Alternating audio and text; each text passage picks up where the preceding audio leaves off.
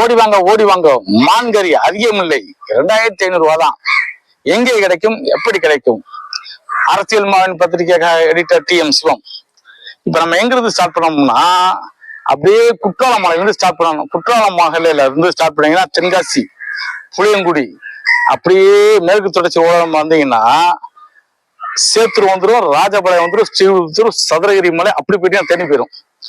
இங்கெல்லாம் பாத்தீங்கன்னா மான்கள் சர்வ சாதாரணம் நடமாடும். பார்டர் மலை மேல நீங்க ஏற வேண்டாம், மேற்கு தொடர்ச்சி மலையில ஏறாமையே பார்டர்லயே மான்கள் போயிட்டு இருக்கும்.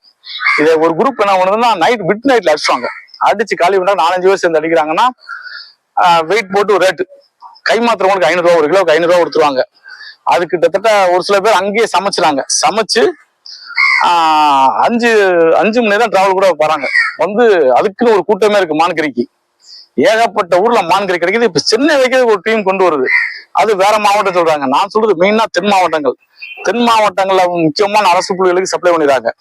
இதெல்லாம் எங்க இருந்து போகுது பாத்தீங்கன்னா மெயினா சிவகிரி, சேத்தூர், ராஜபாளையம், ஸ்ரீவில்லிபுத்தூர், வத்ராப், கூமாப்பட்டி, அப்படி போட்டீங்கன்னா அந்த தேனி பாரதம் வந்துடும். இங்க தட்டி தூக்கிறாங்க. இதுல என்னன்னா எந்த டிபார்ட்மெண்ட்லயும் அந்த 2 டிபார்ட்மெண்ட்லயும் கருப்பாடுகள் கூட இருக்கு. 10 ஆடுகள் இருக்காங்கன்னா அதுல ஒரு கருப்பாடு இருக்கத்தான் செய்யும். இந்த ஆடு நீஸ் கொடுக்குது, மாட்டாங்க, தப்பிக்கிறவங்க தப்பிக்கிறாங்க. பட் மான்கறி சென்னையிலும் கிடைக்கும், தென் மாவட்டத்திலும் கிடைக்கிறது. இப்போதைக்கு இது போதும். அடுத்த புலனாய்வு செய்திகளுடன் வருவது TM சிவம். நன்றி, வணக்கம்.